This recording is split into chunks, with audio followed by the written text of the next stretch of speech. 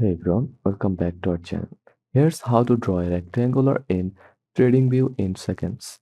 First of all, open any chart.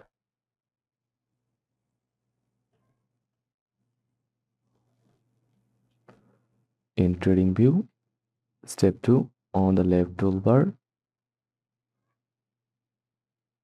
click the rectangle icon.